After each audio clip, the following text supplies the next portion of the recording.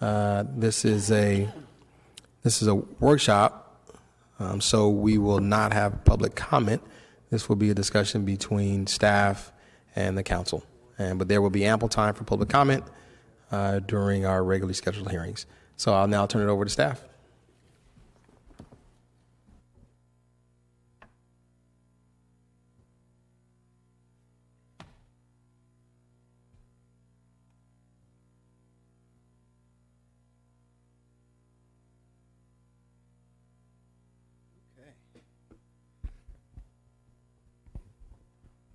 Thank you, Mr. Council President, members of the council. My name is Dan Zach, Assistant Director with the Development and Resource Management Department, and I am here today to give a workshop on the new development code.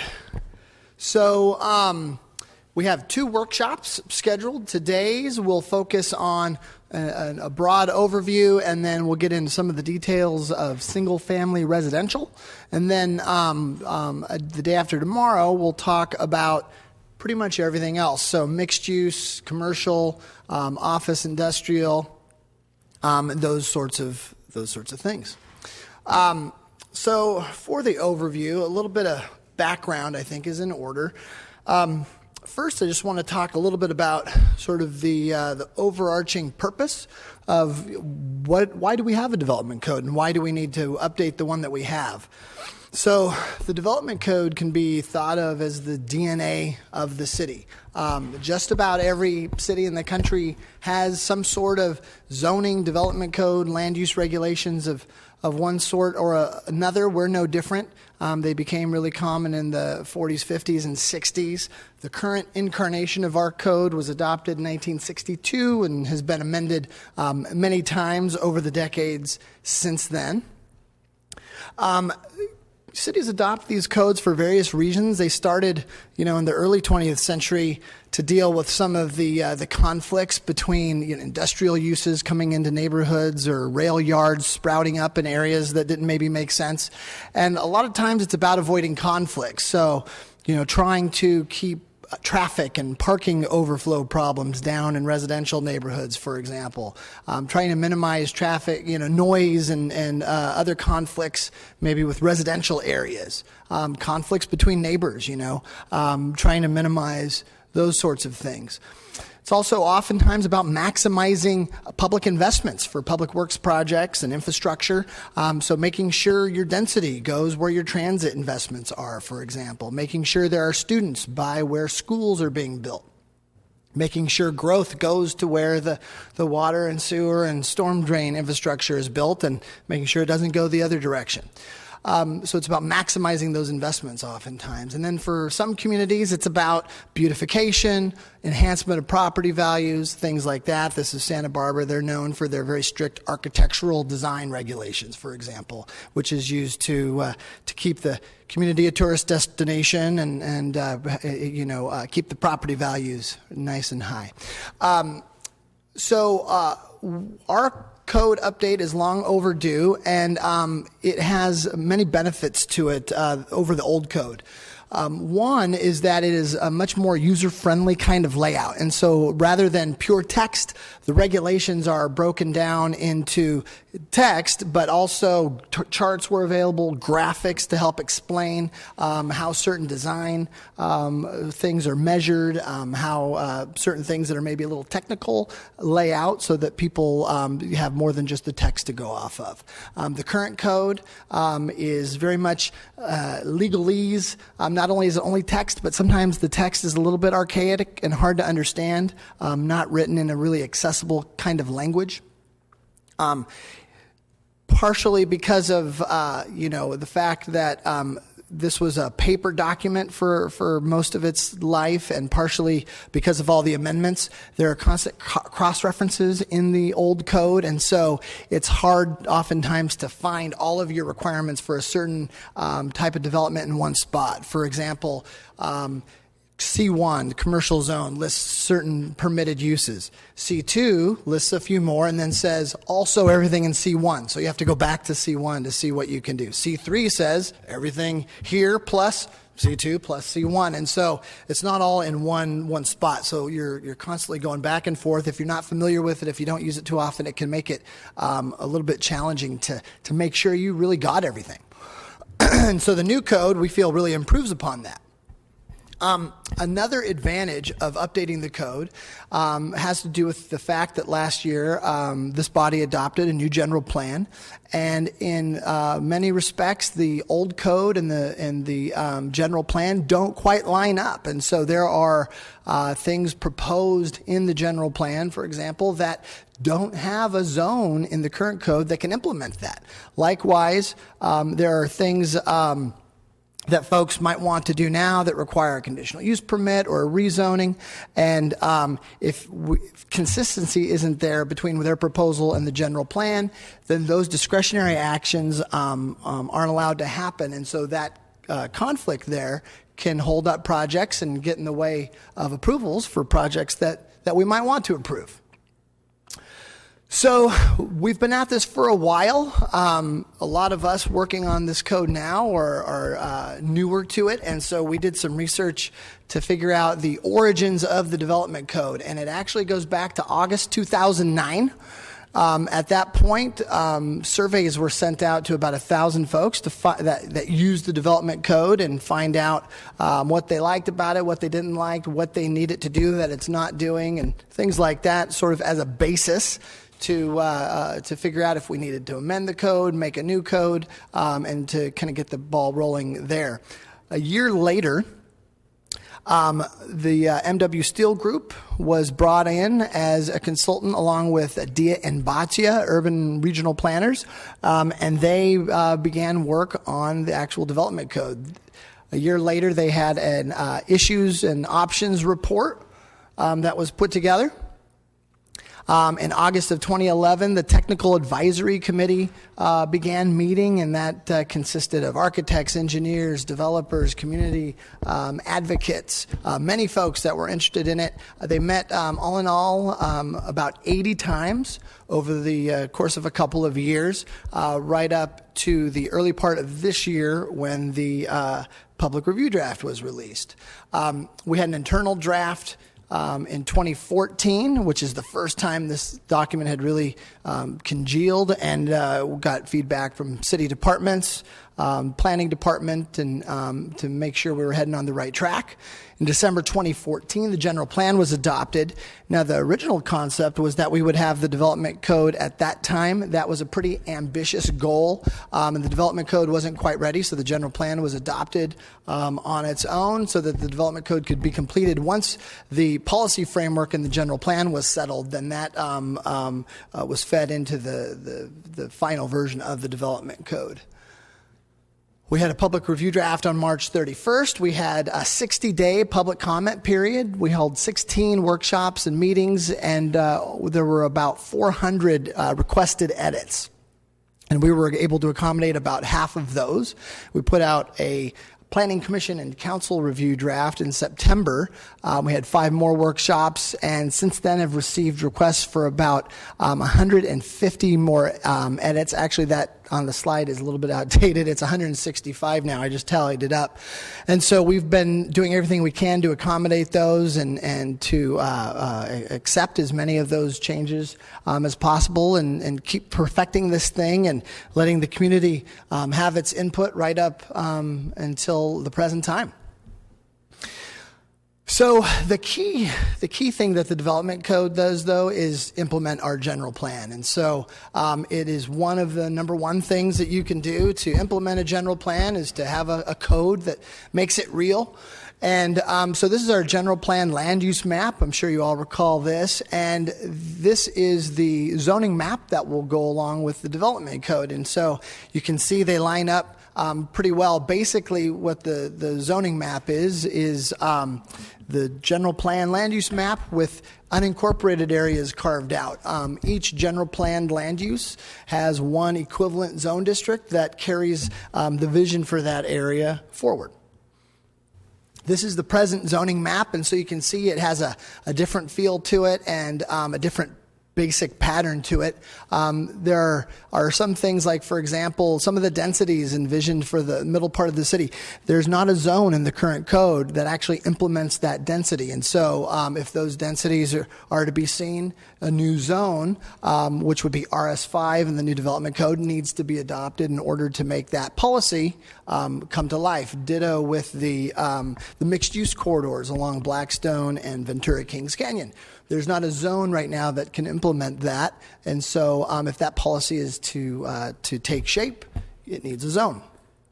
And so, the idea in the general plan is to convert Blackstone, for example, into a more pedestrian and transit-friendly environment than it currently is, and to get somewhere that's complementary to our bus service that we're looking at putting on Blackstone, and helping the transportation investment and the land uses evolve together in complementary ways. Mixed-use infill is a big part of the general plan vision for parts of the city, and it needs the proper zoning in order to allow the market to go in that direction. One of the big general plan policies is that this is the historic growth map of the city of Fresno, with basically the shades of blue being pre-World War II and the shades of red being after World War II. And our pattern has been, since World War II, primarily outward growth, as we all know. And so the general plan says, in addition to outward growth, roughly half of our growth should also be inward. And so the development code, we feel, is a key tool to help make that happen, because we've done everything we could in there to clear out hurdles to infill growth. And so the current code the old code was designed, to facilitate the outward growth of Fresno. That was the vision in the 60s, and the new code will accommodate both. So in creating a code for a city as large and as diverse as Fresno is a bit of a challenge. It's definitely a balancing act. It can feel like a tug of war at times. And there are many competing interests, and that is, yeah, it was the family barbecue. And so, there are these inherent, opposing forces within any city and any development code, and we've done our best to balance them. The goals of greenfield growth versus infill growth, the goals of flexibility versus certainty. A lot of folks want to see flexibility in the code and be able to negotiate things, but other folks, want to come in and just do a project and be able to check all the boxes on what's required and not have to negotiate everything and have that uncertainty. And so we need to be able to balance that. When you're an older city like Fresno and you're talking about infill, there's always a little bit of tension between revitalization and preservation, and we feel this code does a good job of balancing those. There's always the desire to increase value, and especially long-term value, but also to reduce costs. And rents here in Fresno aren't the highest in the state, and so keeping costs reasonable is critical to projects working out. And yet we need to have high-quality development in Fresno. Encouraging investment versus protecting previous investments is very important. And then finally, the preferences of demographic groups versus each other.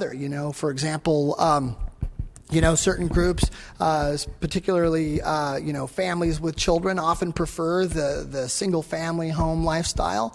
Other groups, young single folks, young professionals, would prefer a more walkable urban kind of lifestyle. Fresno is big enough to have room for both, and we think this code accommodates both, but that's definitely a balancing act.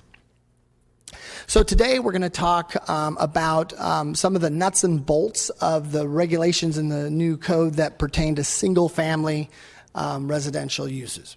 And so, the goals pertaining to single-family, of course, is to implement the general plan. But then on top of that, greenfield development, I think we'd all want that to maintain its value over time and to be more walkable than maybe past generations of development have been, and to shorten driving trips as much as reasonably possible. And then infill development, that's compatible with existing homes. If vacant lots fill in, if new growth comes to some existing areas, it needs to really fit in and be complementary. So the Article 9 of the draft development code has development standards for residential single-family districts. We put out the public review draft in March, and after that, we had many of our comments focusing on this section of the document, and you'll notice that the red line version that you received in September has a lot of red lines in this part of the document. We heard folks loud and clear and made many changes, and so we actually reduced lot sizes. There were comments that the way density was measured in the general plan that the lot sizes didn't quite line up with that, and we looked to it, and in some zones that was the case, and we made adjustments.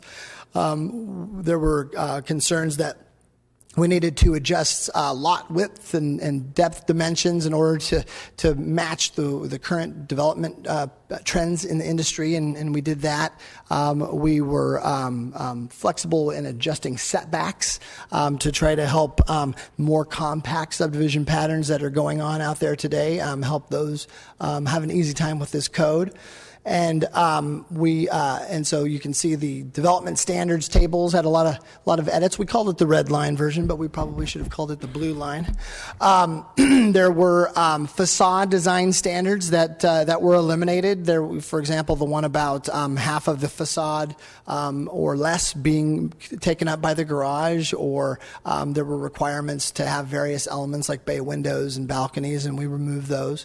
And we clustered those in a new section called Enhanced Streetscape. And so what we did there is rather than mandating certain facade enhancements, we provided an incentive to do those things, and in exchange you could get a reduced front setback or reduced lot size. And then in the after the March version, we extended that so that you could choose 5 out of 10 potential options, and then you can get those incentives.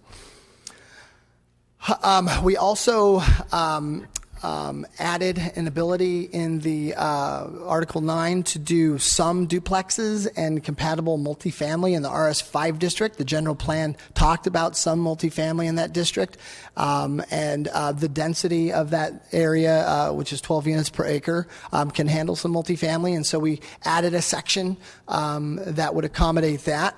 And we also increased the lot coverage of RS4 to 50% to match some of the market trends out there and to really make the small lot development work. After the September draft, we dug in there more and did several more things. We reduced the garage setbacks slightly. We added a water-efficient landscaping incentive, where you could reduce your front setback a bit more if you voluntarily did really water-efficient landscaping. We added a park strip incentive, so if you did a park strip in the sidewalk, which can be a really great urban design feature, then you could reduce the setback by a corresponding amount. We added a provision for what's known as a swing garage, where it's side loaded, and so as long as the part that faces the street is treated like part of the house, then the garage could use the living area setback instead of the garage setback. And then we added 3 more options to the enhanced. Hey Dan, really quick. Yeah. When you say added water efficient, and I may have missed it, added water efficient landscaping incentive, what's the incentive? Right. So what we said is if you voluntarily did very water-efficient landscaping, which we defined, then you could reduce your front setback by 3 feet. Okay. Mm-hmm. Okay. And so whenever we see an incentive, that's kind of what, like the attic park incentive. Exactly. Exactly. Those 3 right there would all allow you to reduce your front setback a bit. And with the smaller lots that we're seeing in a lot of modern subdivisions, those can really help the design of those lots. And so we thought, well, hey, let's put some incentives in there and allow some flexibility. And in exchange, we maybe get to raise the bar a bit.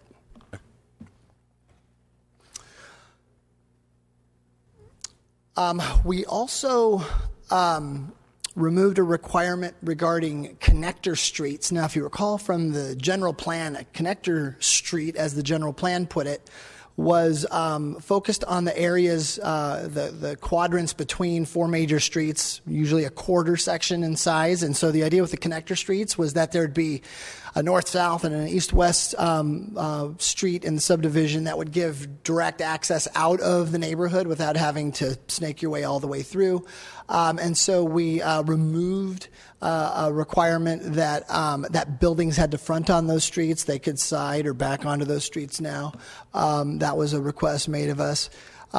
We removed requirement that for subdivisions with over a certain number of homes, you had to have only 20% of them could have one floor plan and one elevation, front elevation. And we said, okay, yeah, we'll remove that and have some more flexibility there.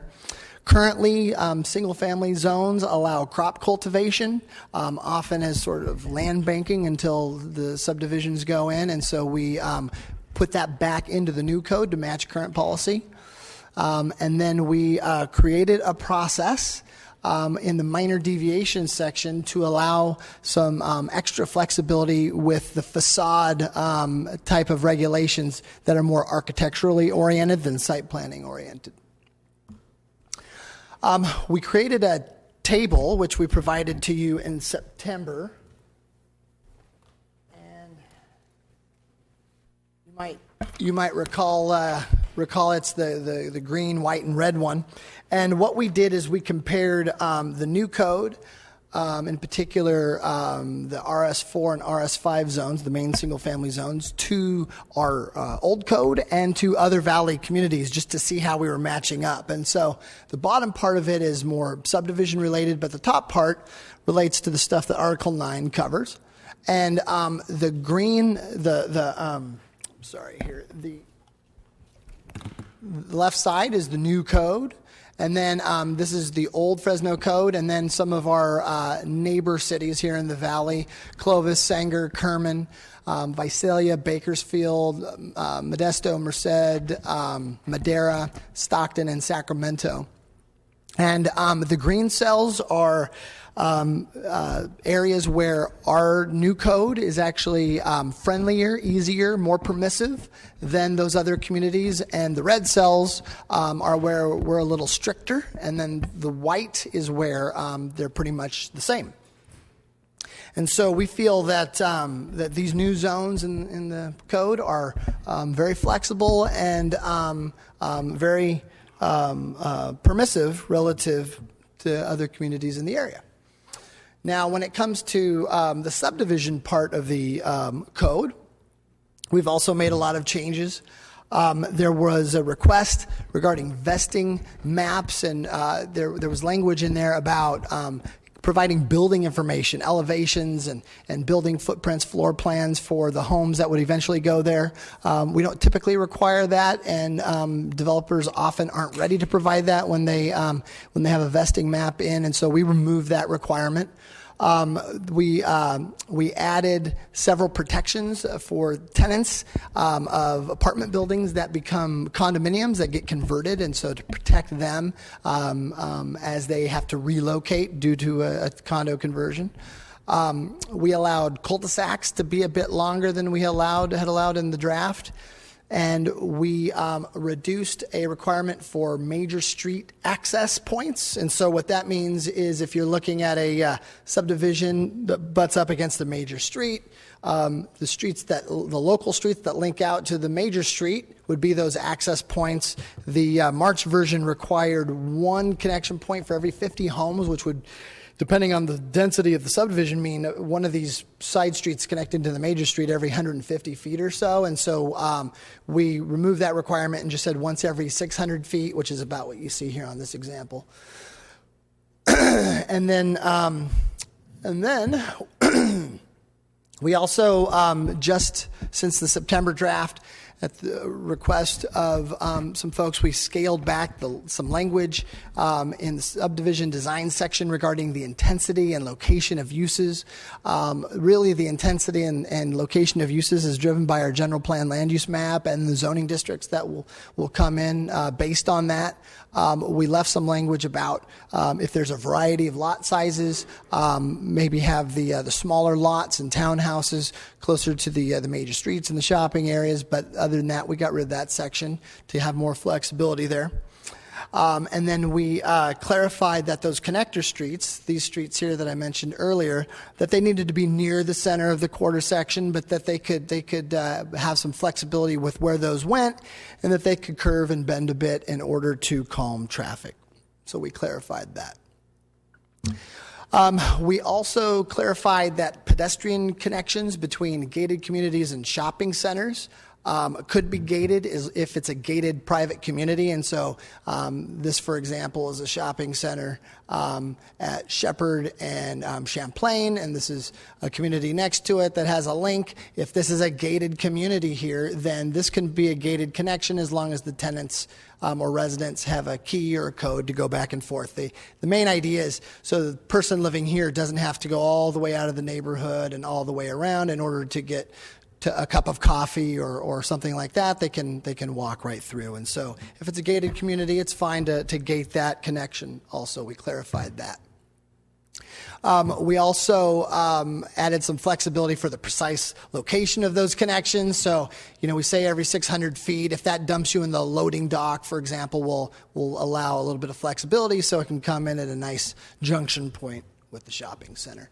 And then we also removed a requirement that 50% of the local street intersections must be four-way. The idea there was that there'd be connectivity, direct driving paths, direct walking paths, but there are plenty of neighborhoods with a lot of connectivity that don't have 50% of their intersections four-way, so we were comfortable removing that. We did increase the amount of cul-de-sacs that could be in a subdivision to 30%. In the March draft, it said 20%, and the way that's measured is you measure all the length of all the streets in the subdivision, and we said only 30% of that linear length could be cul-de-sacs. We upped it to 30. That was sort of the upper threshold of what we felt we could get at without causing our vehicle miles traveled to go up beyond what we studied in the environmental impact report. And then we changed a park frontage requirement. And so what that means is, for example, take this neighborhood park. It is surrounded on three sides by public streets and the fronts of homes, and then on one side by fences like so. And so just like that. And so the requirement before was that only 40% could have this fence condition like this, and the 60% of the edge of the park had to have this road frontage. So we lowered that to 50%, which means a corner site can very easily accommodate this. A lot of these parks are on corners. And then we clarified what exactly needed to happen where you didn't have those backyard fences. A trail, a sidewalk is fine. It doesn't necessarily have to be a street. So if you look at the bottom half of that green and red table, that's the stuff focused on subdivision. And you can see there, that is where we generally are equal to or a little stricter than a lot of our other communities. And that's because of these general plan goals of connectivity, trying to reduce our vehicle miles traveled as much as possible by making walking viable for some trips and making other driving trips a little bit shorter by providing more direct routes. There are other standards throughout the code that deal with single-family homes. I'll talk about a couple of them. We added in provision. This was from some of our older specific plans and community plans. We thought it was a good thing to add in here that if you have a multiple-story building that's not residential or not single-family next to single-family, that the upper-story windows that look into the adjacent backyards have to have some sort of screening. Either the windows be higher or pointed away from the yards to enhance privacy. Can I ask a question? Sorry. Yeah, sure, absolutely. Going back to the section of enhanced streetscape. I know that we've moved along, but you talked about there being 10 options, correct? Right. And so out of those 10, folks would be required to comply with 5. Correct. So... And that's how the March draft, the public review draft, I'm sorry, the September draft that we provided to you in September was written. And so, as is right now, it's still the same? So we had requests to increase that list up to 20 and still only allow 5 out of the 20. And we felt that that was excessive, but we did increase it to 13. So we added 3 more options, and so you'd only do 5 out of the 13. And so the image in the top right of your screen there is just a screen grab from our edits. So I haven't seen the additional Yeah, we're going to 3. provide those to you later this week. We had a bunch of requests come in at the end of last week that we're still accommodating, and so we'll have a new red line or certain pages that are red line for you guys to look at soon. Okay, and so I bring that up. I'm supportive of adding to that list because I know I actually live in an area and I represent an area that are older neighborhoods and, Tower. And so having that flexibility where there's other options that help conform to the neighborhood is going to be very important. I want to be able to let folks know that there's that flexibility. And so I guess just interested to if you can tell me what the additional 3 were. Sure. We the 10th item on the list before was various sort of ornamental architectural things that you could put on, and so we took that final item and broke it into 3 so that it added a couple of more options. So instead of just any architectural ornamentation being one box checked, we said, okay, if you do sort of window trim, sills and lintels and decorative trim around windows, that would be 1. We said if you did other ornamental architectural elements like little medallions, keystones, the quatrefoils, which is the kind of clover-shaped design you see on a lot of Spanish architecture, Juliet balconies, we'd give you another box checked for that one. And then decorative eave treatments, like you see sometime on the eaves, the brackets, like on the Craftsman homes in the Tower District. Some new homes do those sorts of things, or cornice moldings up there. And so eave-oriented ornamentation would be another box that you could check. And then we also added that a 2-story front elevation, front facade of the home could also count. So breaking number 10 into 3 and then adding the 2-story front elevation brought us up to 13. And so that's how, and it would still just be 5 out of the 13. So it gives a few more options. Okay, so the only other maybe suggestion that I would have, and I don't know if we could look at that as a separate option or add it to the number 9 where you have the stone or brick cladding cover. I know I've had some folks say maybe adding wood, precast concrete, tile, or similar material as part of it so that it could be an option, because I think later on if we read through the code there's that option but it's not included within that. So I think I would suggest that we consider that as put it either as a separate or add it to the number 9 where it's an option. Right, a few more options within that. Yeah, the wood, precast concrete, tile, or similar material. I gotcha. All right. And I don't know if there's, in terms of when we're dealing with infill, and I'm thinking about some of the neighborhoods in my area, if there's language that is needed that would, in terms of these options, that would help and encourage really to conform to the neighborhood. So I don't know. I don't see that as part of the options, but. Right. So this list right here is if you check 5 of these 13 boxes, you can get approved for a lesser setback or a lesser lot size, right? After this provision in Article 9, there are a few other requirements that really pertain to existing areas. And so they say if you're in an area that's already on that block, half of the lots are already developed. So, I live in the Tower District also. It'd be like our neighborhoods.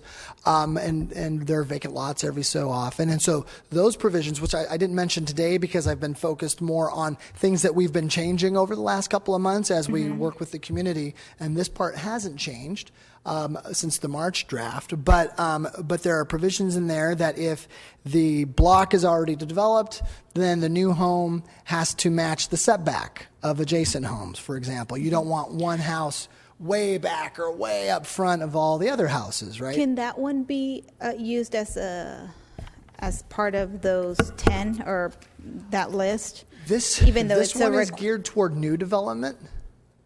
What this the list 10? right here, this Okay. enhanced streetscape, because this would be where you're putting in, you're subdividing a new area and putting in new streets and designing this stuff in from the get-go. So the section after this is geared more toward the existing areas like you're talking about. And So you're telling me that an infill project would not be subject to the list of 13? yeah, well, so if they wanted to get the smaller lot approved, for example, if they were zoned RS5, they wanted to get a 2,700 square foot lot approved, then they could also apply for this. And in some cases, they'd already have a couple of box checks for them. For example, most of the Tower District has park strips in the sidewalks, right? Well, that's one of the things. So without doing anything, they get to check that box. So this will be applicable in the infill areas, but it's mostly, for the new growth areas is where it'll come into play most often. But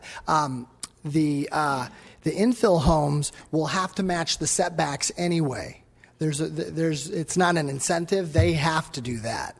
So adding it to this list of incentives would be a little bit duplicative because it's already required for infill homes. Okay. I may have to just talk to you offline. Yeah, sure. Happy to. More about it. Okay, thank you. Let's see. Talked about that.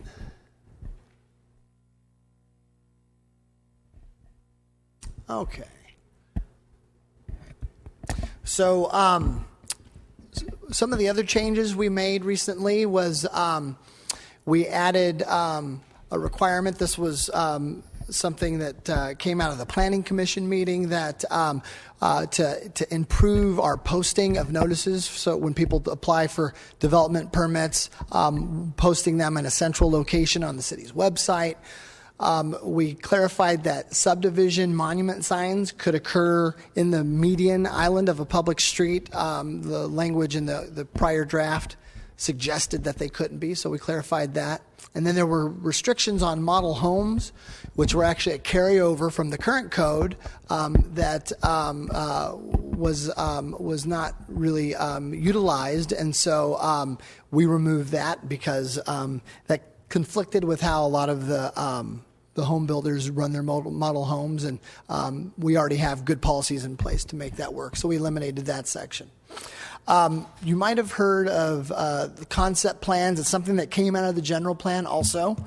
And so the idea is that in new growth areas that don't have a specific plan or anything like that, to require developers of subdivisions to do a little bit of extra planning and refine the planning for the areas as they come into the city.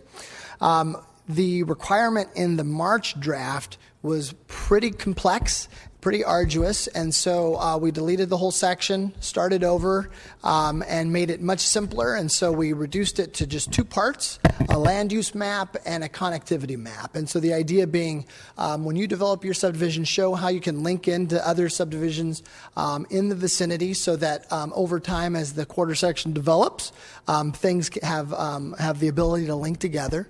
We exempted projects on land that's already within the city or that is within one of our new specific plans like the Central West area. After the September draft, we got more feedback on it, and so we we add another exception to quarter sections that already have a balance of land uses. And here's what I mean by that. If you look at some of the older parts of Fresno, most older parts of Fresno, you'll notice that along the major streets you have schools, commercial centers, offices, apartments, and then within those major streets, inside of those quarter sections is where you usually have your single-family homes.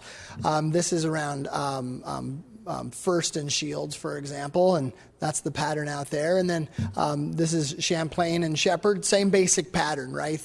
The institutional uses, the commercial uses, the higher density uses are out by the major street, and the interior of the quarter section is single-family homes. And in some of our growth areas in the general plan map, that pattern of land uses is not cooked into the land use map yet. And so the idea is that as these areas come in, we use these concept plans to get to some of this neighborhood structure that we see, so that people that live here have a really close trip to a shopping center, whereas someone who's living here in a future subdivision, they're not going to have any of that nearby. And so we want an opportunity to plan some of these areas a little bit better and refine that. But what we said was, if you're in a growth area that already has this kind of balance of land uses to it, then you don't need to do the concept plan land use map. You can just leave it as is. So